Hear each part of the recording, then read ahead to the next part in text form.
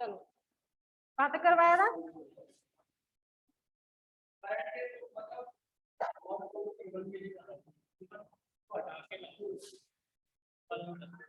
करा दिया? करना है।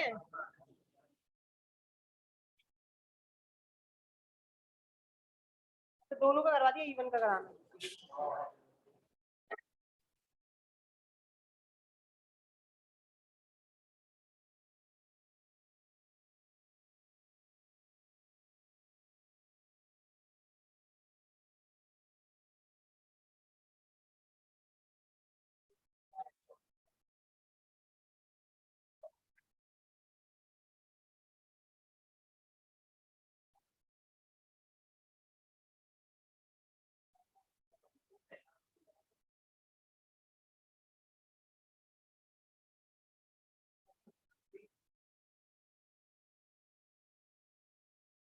चलो आ जाओ। पहले तो दोनों से मिला के निकाला था, आज अलग अलग से निकालेंगे। पहले E1 लगाया, E2 को हटाया, फिर E2 लगाएंगे, E1 को हटाएंगे। E1 को लगाते हैं, करंट कहाँ से निकलेगी अब? इस लूप में तो आएगी नहीं करंट, क्योंकि इधर बैटरी नहीं लग रही। अब किसमें आएगी केवल करंट? इसमें। तो इसका मतलब इसमें कितनी मांगी मैंने करंट आ रही है? डैश। यहाँ से चलेगी करंट I1 डैश। फिर यहाँ पर आके करंट हमारी डिस्ट्रीब्यूट हो जाएगी दो में, एक यहाँ चली जाएगी और एक यहाँ चली जाएगी। जिस टर्मिनल पर आके करंट डिस्ट्रीब्यूट होती है वो दोनों टर्मिनल पैरेलल में होते हैं। यही तो होता है, पैरेलल में करंट डिस्ट्रीब्यूट होती है। तो इसका मतलब ये दोनों किसमें है? पैरेलल में। पैरेलल में कैसे निकालते हो? R 1/R1 plus 1/R2, 1/Z2 plus 1/Z3 क्या बन जाएगा? बन जाएगा। तो इसका मतलब ये लूप खत्म हो जाएगा और इसकी जगह एक रेजिस्टेंस लग जाएगा जिसकी वैल्यू कितनी होगी? ये होगी। अब मुझे निकालनी है करंट की वैल्यू की। बैटरी में से कितनी करंट निकालनी है? बैटरी में से निकलने वाली करंट कौन सी है हमारी?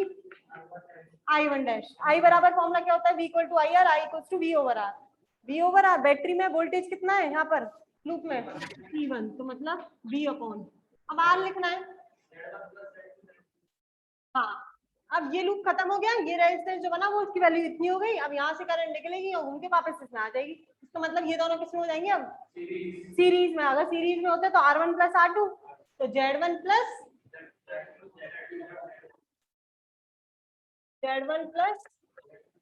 Z2 Z3 upon Z2 plus Z3। I1 dash is equals E1 Z2 plus Z3 upon Z1 Z2 Z2 Z3 और Z3 Z1। ये कौन सी करंट निकली है? फर्स्ट कंडीशन की, जब केवल आपने E1 सोर्स लगाया है तब उसमें से निकलने वाली करंट की वैल्यू किसकी है? कितनी है? I1 dash. और ये करंट जो है कौन सी लूप पर, कौन सी ब्रांच पर जा रही है? Z1 वाली पर। मतलब ये वाली करंट किस पर जा रही है? Z1 पर। मतलब मैंने जो करंट की वैल्यू निकाली है, एक तो वो टोटल करंट है बैटरी में से निकलने वाली, और Z1 इंपीडेंस में फ्लो होने वाली करंट की वैल्यू भी कितनी है?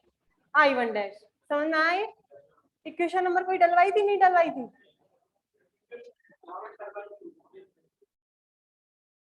क्या?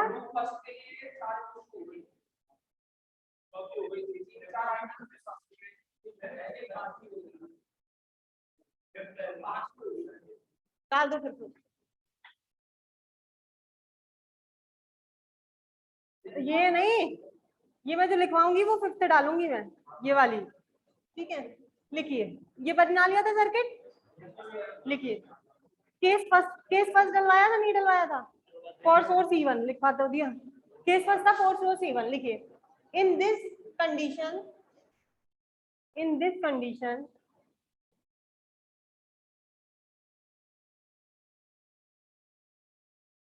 source E2 it's short circuit, source E2 is short circuit and current I1 dash,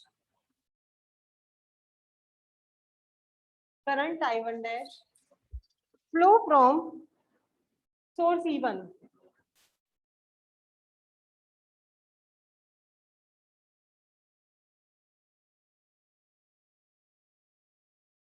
which is flow from impedance Z1, which is flow from impedance Z1 to find the value of current I1 dash. Find the value of current I1 dash. लिख लो दोनों equation.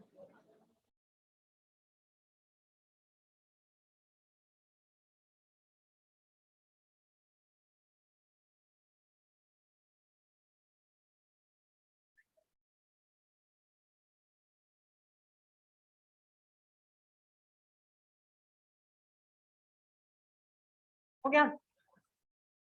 चलो change कर रहे हैं. अब क्या करना है? डालिए second case. For source E2, for source E2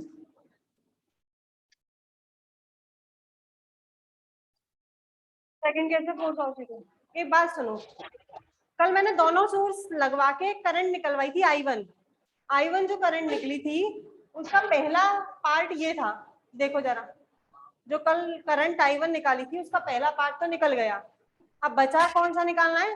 दूसरा वाला पार्ट. दूसरा वाला पार्ट किससे निकलेगा? जब इसको तो शॉर्ट कर दोगे और उसको लगा दोगे. अब सोर्स E2 लगाते हो, सोर्स E1 को शॉर्ट करते हैं. बताओ इसे. इसको कर दिया शॉर्ट, यहाँ लगा दी बैटरी E2. बनाइए.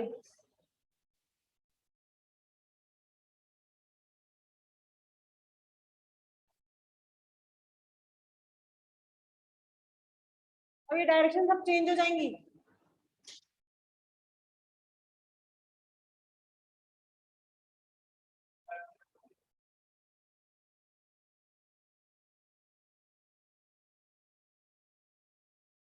अब करंट कहाँ से निकलेगी? बैटरी इधर लग रही है तो इस टर्मिनल से निकलेगी. कितनी यहाँ से मान ली मैंने करंट निकली, कितनी करंट मानी मैंने? आई निकली. यहाँ पर गई और यहाँ बटेंगी ये दोनों. इस पर मान ली कितनी जा रही है? I1 double dash. इस पर मान ली कितनी जा रही है? I3. अब लिख लो.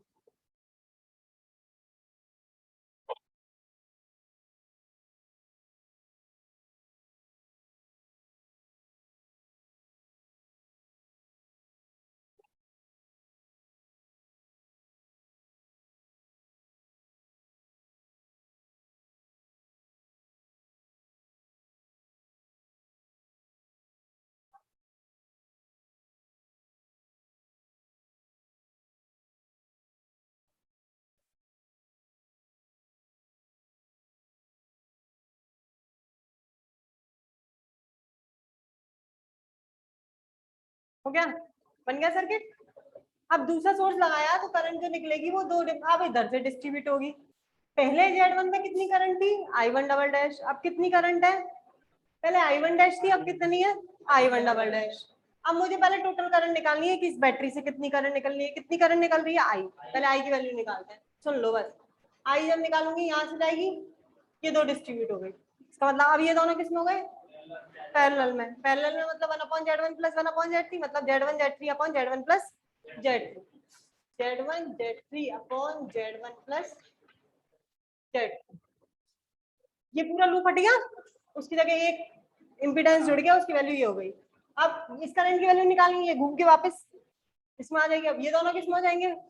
सीरीज में हो जाएंगे. तो किसकी वैल्यू निकलेगी आपकी? करंट आई की. लिखो पहले इसके अंदर. In this circuit source E1 is short circuit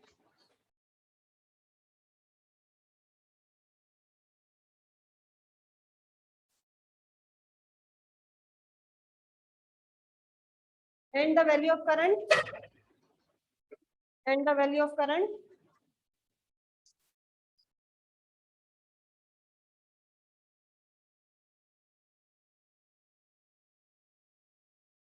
flow from battery या source E1.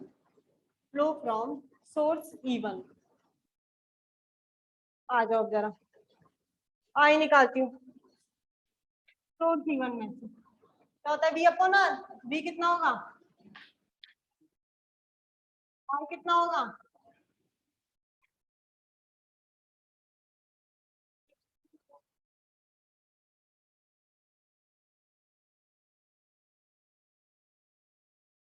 ये टोटल करंट है। मुझे करंट जो निकालनी है वो निकालनी है इम्पीडेंस Z1 में से जाने वाली करंट। ये तो टोटल करंट निकाली है। पहले जो करंट थी वो I1 डैश निकाली थी, जो I1 डैश थी वो इम्पीडेंस Z1 में से जा रही थी। आज भी कौन सी करंट निकालूंगी, जो इम्पीडेंस Z1 में से जा रही है। Z1 में से जाने वाली करंट की वैल्यू कितनी है, तो मुझे मतलब मुझे वैल्यू किसकी निकाल के लानी है, I1 डबल डैश की। लिखिए, the value of current flow from impedance Z1, the value of current flow from impedance Z1,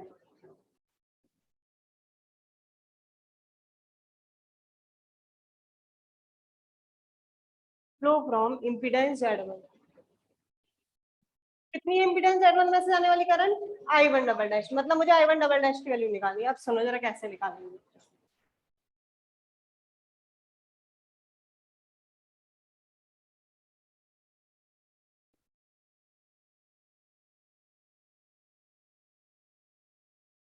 केवल देखते जाना, ये तो लिख दिया था ना, इसके इक्वेशन नंबर डाल लेना जो आ रही थी नेक्स्ट 6 आई शायद।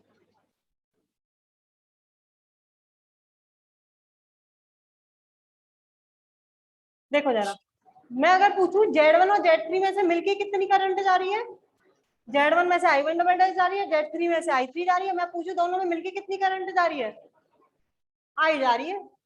दोनों मिलके तो केवल आई जा रही है। टोटल करंट लिखना मत, बस सुनते जाओ जरा। Z1 और Z3 दोनों में से मिलके टोटल करंट कितनी जाती है, आई जाती है। मुझे कौन सी करंट निकालनी है, Z1 में से जाने वाली करंट, उसकी वैल्यू निकालनी है। मैंने माना यूनिट नियम, यूनिट का लॉ लगाते हो, अगर 1 इम्पीडेंस होगा तो जाने वाली करंट कितनी हो जाएगी, Z1 प्लस Z। अगर मुझे किसमें से निकालनी है, Z1 में से, तो Z1 में से जाने वाली करंट कितनी हो जाएगी, आई Z1 अपॉन कितनी जाएगी, Z1 में से जाने वाली करंट कितनी हो जाएगी, ये। तो मतलब ये कौन सी वैल्यू के बराबर आई है, क्योंकि आई Z1 में से जाने वाली करंट क्या है, I1 डबल डैश, ये वैल्यू हो गई। अब मैं Z3 में से जाने वाली करंट की वैल्यू निकालती हूँ। Z3 में से कितनी करंट जाएगी, आई Z3 upon Z1 plus Z3। इसकी वैल्यू किसके बराबर होगी करंट, तो बीच में I3 करंट में जा रही है, ये होगी। दोनों का रेशियो निकालती हूँ, I1 double dash upon I3 आएगी Z1 अपॉन Z। ये तो आई ही आर है। ओम लॉ क्या बताता है, V equals to I R. जो आई और आर होते हैं वो एक दूसरे के इनवर्सली प्रोपोर्शनल होते हैं। यहाँ I1 है और यहाँ Z1 है, यहाँ I3 और ये Z3, ये तो डायरेक्टली प्रोपोर्शनल का रिलेशन आ गया। ये दोनों क्या हो गए, डायरेक्टली प्रोपोर्शनल। इसका मतलब यहाँ पर हमारा ये जो प्रूवमेंट है ओम के लॉ को फॉलो नहीं कर रहा है। अगर नहीं कर रहा है तो ये हमने जो करा है वो गलत है। ये हमने जो करा है वो गलत है, क्योंकि ओम को लॉ को फॉलो करना चाहिए था, क्योंकि वी आई और आर में तो रिलेशन ओम का लॉ सबसे सही माना जाता है। तो ये हमारा रिलेशन गलत है। अगर मैं इस रिलेशन को उल्टा लिख दूं, Z3 अपॉन Z1, या फिर इसको ऐसे ही लिख के रहने दो, करंट को उल्टा कर दो, I3 upon I1 double dash. अगर मैं इन दोनों को उल्टा कर दूं तो I3 Z3 के इनवर्सली है, इसके इनवर्सली। अब ओम को लॉ फॉलो हो जाएगा। इसका मतलब ये हुआ जो I1 डबल डैश 3 जो वैल्यू है वो किसकी वैल्यू है, I3 वाले की। और I3 वाले की वैल्यू क्या मानी जाएगी, I1 डबल डैश। इसका मतलब जो I1 डबल डैश की वैल्यू मानी थी, आज वो I1 डबल डैश की वैल्यू ना रह के किसकी वैल्यू होगी, वो I3 की। और जो I3 की वैल्यू थी वो आज I3 की ना हो के वो किसकी होगी है। अगर ऐसा हो जाएगा तो आपका ओम का लॉ फॉलो हो जाएगा। अगर ओम के नियम को हमें सही करेक्ट करना है तो आपको इन दोनों को रिवर्स मानना पड़ेगा। हमें वैल्यू किसकी निकालनी है, इसके अंदर जाने वाली करंट। इसके अंदर जाने वाली करंट की वैल्यू कितनी आई है, ये। अब आगे समझ, ये क्यों लिया है। अब देखो क्वेश्चन जब करोगे तब क्या करोगे, अगर इसके अंदर इस वाले के अंदर अगर तुम्हें करंट की वैल्यू निकालनी है तो रेजिस्टेंस ये वाला यूज करोगे। अगर तुम्हें इसके अंदर करंट की वैल्यू निकालनी है तो रेजिस्टेंस ये वाला यूज करोगे, एक दूसरे के रिवर्स यूज करोगे, क्योंकि हमें पता है ओम जो होता है वो आई और आर में रिलेशन इनवर्स का बताता है, इनवर्स का बताता है। तो इसमें जाने वाली करंट की वैल्यू निकालने के लिए इसका रेजिस्टेंस, इसमें जाने वाली करंट के लिए इसका रेजिस्टेंस। तो जो I1 डैश की वैल्यू निकालनी है, और I1 डबल डैश की वैल्यू कितनी आई आपकी, IZ3 upon Z1 plus Z3।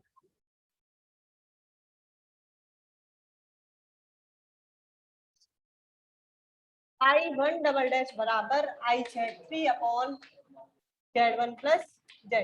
एक चीज और सुनो, मैंने लिखवाया था कि Z1 में से जाने वाली करंट I1 डबल डैश, ये जरूरी नहीं है लिखना पेपर में, इसके बाद डायरेक्ट ये लिख के आ सकते हो, ये तो मैंने तुम्हें समझाने के लिए करवाया है। मर्जी है इसको लिखना हो लिख लो, अदरवाइज इसके बाद डायरेक्ट ये स्टेप लिखना। देख लो क्या करना है तुम लोगों को, ये लिखो जरा।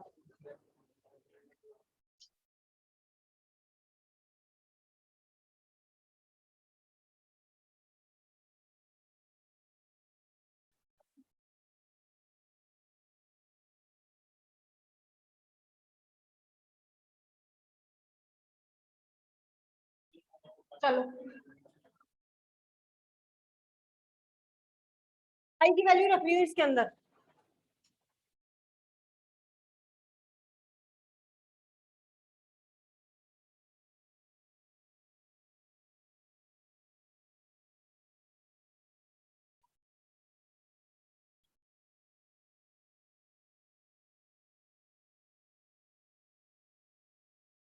आई की वैल्यू रखती हूँ, आई की वैल्यू कितनी है,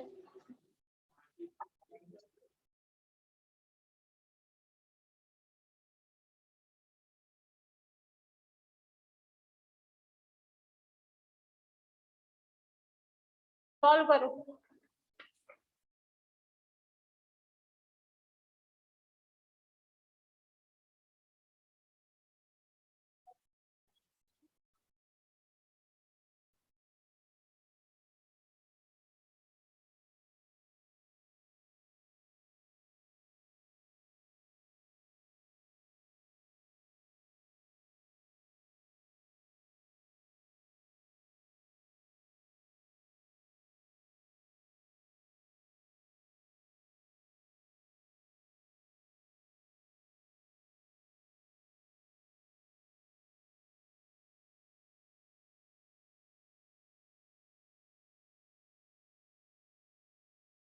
लिख लो।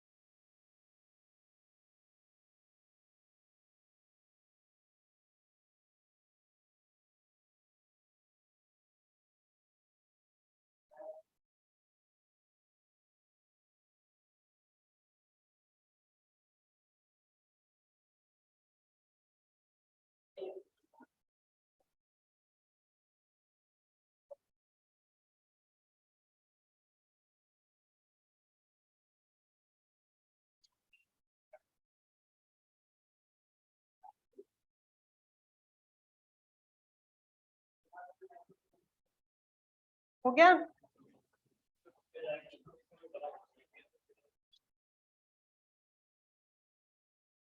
अब देखिए जरा, ये वाली करंट जो निकली है वो कौन सी इम्पीडेंस से जा रही है,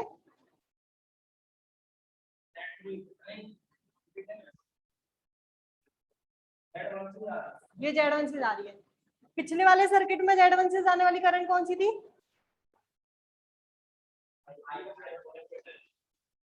I1 डैश। ये Z1 है, मैं पूरा सर्किट तो बना रही थी, अब छोटे से बना के दिखा रही हूँ। ये निकला है आपका, ये Z1 था। पहले जो करंट आ रही थी वहां बैटरी यहाँ लगी थी, वो करंट क्यों आ रही, दूसरे वाले में बैटरी इधर लग रही है, करंट ये आ रही है। अगर मैं इनका टोटल रिजल्टेंट करंट निकालूं तो इसमें से इसको माइनस करना पड़ेगा, रिजल्टेंट निकालने के लिए अपोजिट डायरेक्शन है। तो मैं रिजल्टेंट करंट निकालती हूँ यहाँ से, आई कितना हुआ I1, क्योंकि पहले वाले में हमने I1 करंट मानी है, जब दोनों वो लग रहे थे तब उसमें Z1 में जाने वाली करंट आपकी I1 थी। तो I1 निकालते हैं तो कितनी होगी, I1 dash minus I1 double dash. I1 dash की वैल्यू पिछली बार ही निकाली, माइनस I1 डबल डैश की वैल्यू ये निकाली, दोनों को रखिए। और जब दोनों आपके सोर्स लगे हुए थे, जब उसमें I1 की वैल्यू आई थी, मैच करिए, सेम होगी।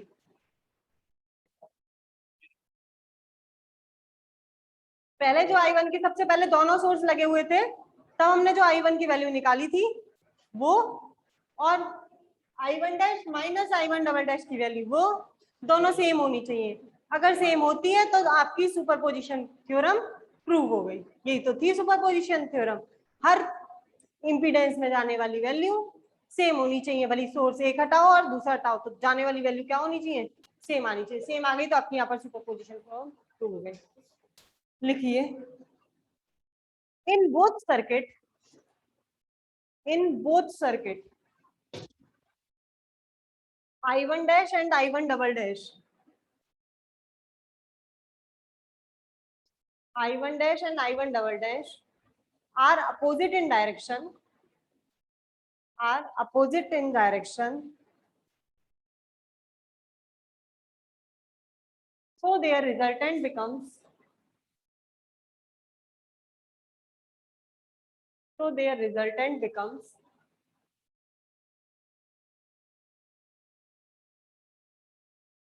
ये लिख दो, I1 बराबर I1 dash minus I1 double dash, दोनों की वैल्यू रख दो, दोनों को वैल्यू रखी, I1 dash minus I1 double dash.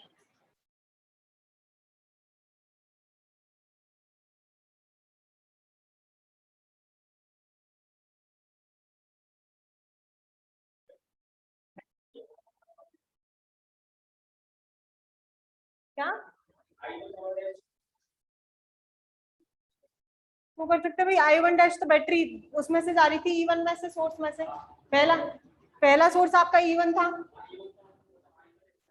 हाँ हाँ, अरे ऐसा नहीं होता है, ऐसा ही ना करते हैं। जब आपने पहले, जब दोनों सोर्स लगा के करे थे, तब पहले आपने I1 निकाली थी, उधर देखो I1 निकाली थी, और यहाँ पर जब निकालने के लिए कर रहे हैं तो पहले हमने I1 डैश निकाली है, तो पहले में से दूसरी माइनस होगी, दूसरी में से पहले थोड़ी ना करते, वो वेक्टर रूल थोड़ी ना चल रहा है कि दूसरे में से पहले माइनस करो। रिलेटिव निकालते हैं ना, तब करते हैं दूसरे में से पहला, किसी के सापेक्ष। जैसे मेरे रेस्पेक्ट में तुम्हारी वेलोसिटी पूछी जाएगी, तब तुम्हारी में से मेरी माइनस होगी, ऐसे होता है। फाइनल और इनिशियल पॉइंट पता होने चाहिए माइनस करने के लिए, तब होती है वो, रिलेटिव के लिए माइनस होता है। जनरल तो ऐसे ही माइनस होता है, वो तो रिलेटिव होगा, दो के लिए निकालना है तब माइनस करते हैं वो।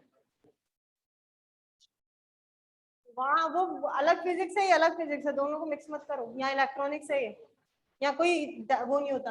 और एक बात और, वहां पर वेक्टर रूल फॉलो होता है, करंट की डायरेक्शन होती है, लेकिन इसे वेक्टर क्वांटिटी नहीं बोलते हैं। एक बात और, करंट स्केलर क्वांटिटी होती है, क्यों होती है, लेकिन इसमें तो डायरेक्शन होती है, करंट की तो डायरेक्शन हर दिन चेंज होती है, लेकिन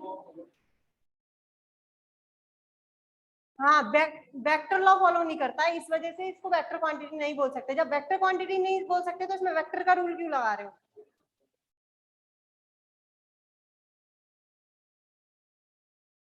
चलो, वैल्यू रख दी दोनों की, लिख दीजिए, this is the principle of superposition theorem, the principle of superposition theorem. चलो अब एग्जाम्पल डालो, एग्जाम्पल कराऊंगी अब इसमें।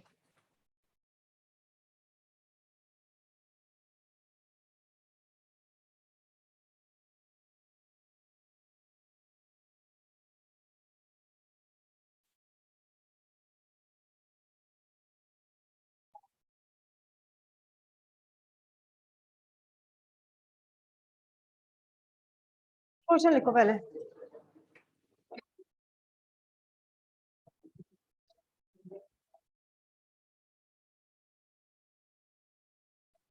लिखिए, find out the value of current,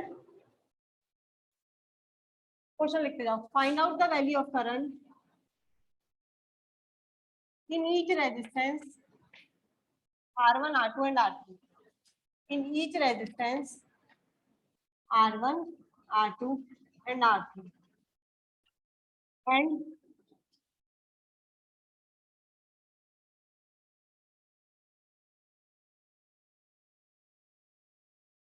also find out and also find out the potential difference, also find out the potential difference across the end, potential difference across the end A and B, and A and B, A and B circuit diagram बनाओ.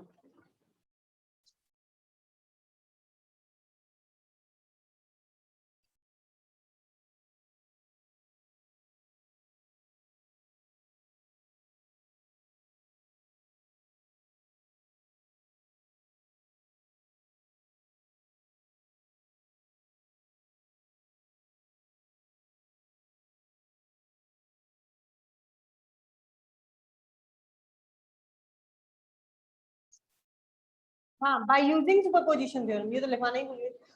By using superposition theorem.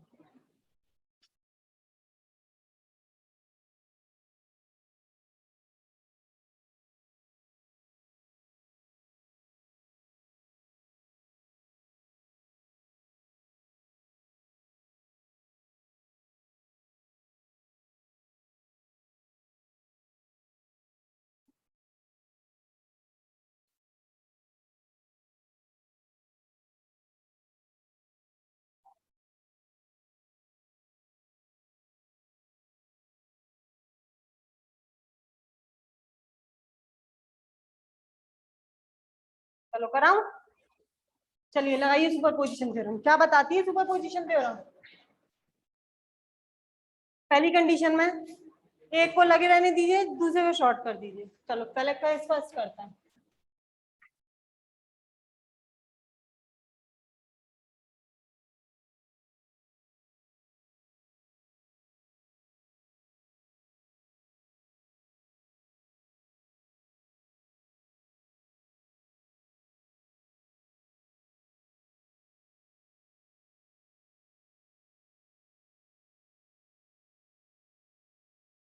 मुझे निकालनी है total current की value हर resistance के अंदर, तीनों resistance में, R1 में, R2 में और टोटल रेजिस्टेंस जब निकलेगा, टोटल करंट पहले रेजिस्टेंस में जब निकलेगी जब आप इससे भी इस पर करंट की वैल्यू निकाल लो और उस सोर्स से भी इस पर करंट की वैल्यू निकाल लो. जब दोनों से करंट की वैल्यू आ जाएगी तब निकलेगा इसका टोटल करंट. तो मतलब आपको हर रेजिस्टेंस पर टोटल करंट निकालना है. तो आपको दोनों केस लगाकर इस पर भी करंट चाहिए, इस पर भी करंट चाहिए और इस पर भी करंट चाहिए. पहले केस फर्स्ट लगाते हैं. आ जाओ.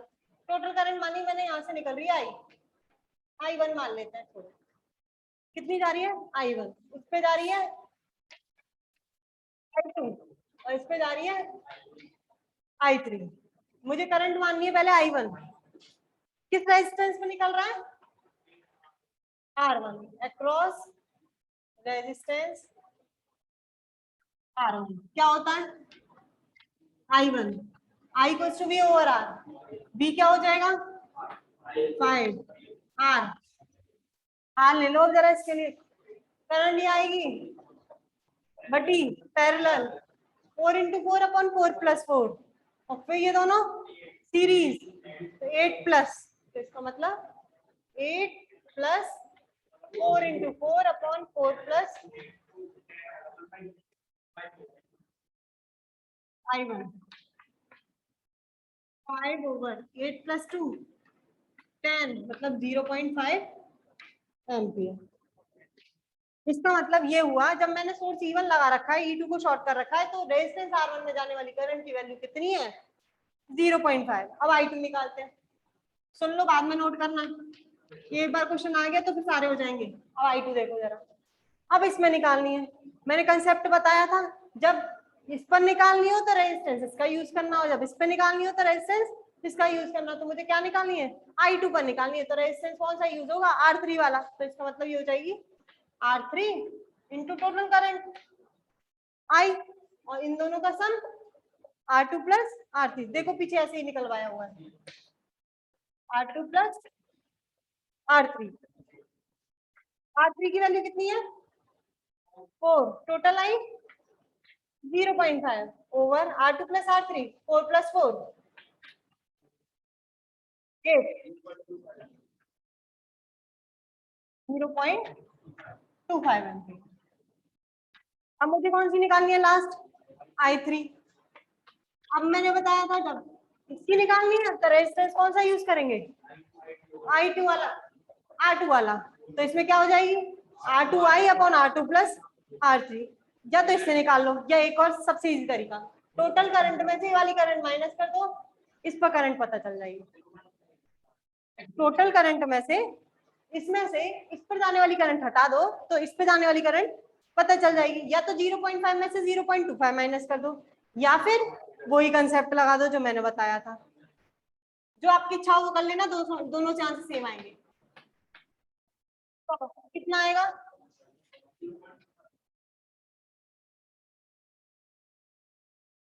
केस फर्स्ट के लिए I1 और क्या इससे निकलने वाली तो टोटल करंट कौन सा आई? अरे I1 ही है ये, टोटल करंट ही तो है। आगे समझ नहीं आना। अब केस सेकंड में क्या करना है? इसको बंद करना है, इसको ओपन करना है। यहाँ पर कर देती हूँ, हटा दूं इसे, ये तो बना दिया होगा सर्किट, हटा दीजिए। अब इसे, इसको कर दीजिए शॉर्ट।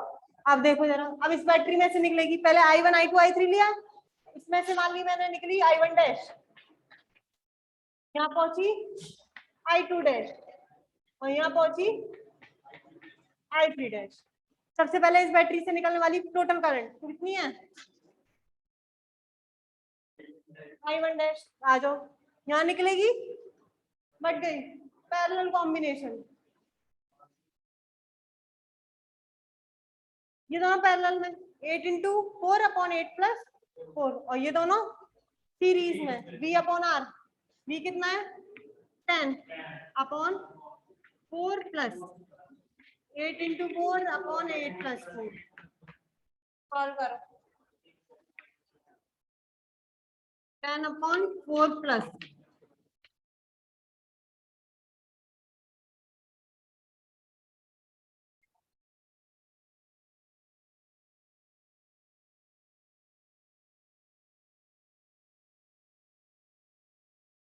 कैलकुलेशन तो मिस्टेक नहीं है, 3/2 आनी चाहिए, गलत निकल रही है। देखो कैलकुलेशन निकालो अपने आप,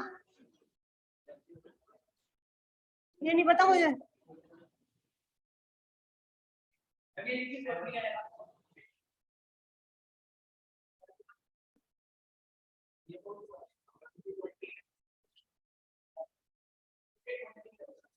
हाँ 20 है।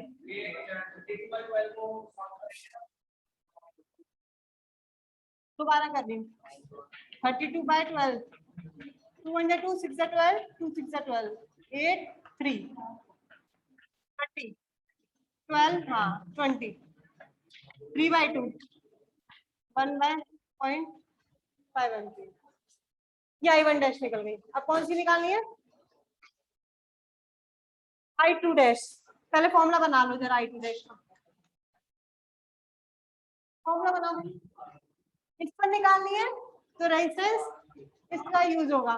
Total current I1 dash R3 upon R1 plus R3। Note कर लो पहले। अब बंद कर लो, बंद करेंगे पहले।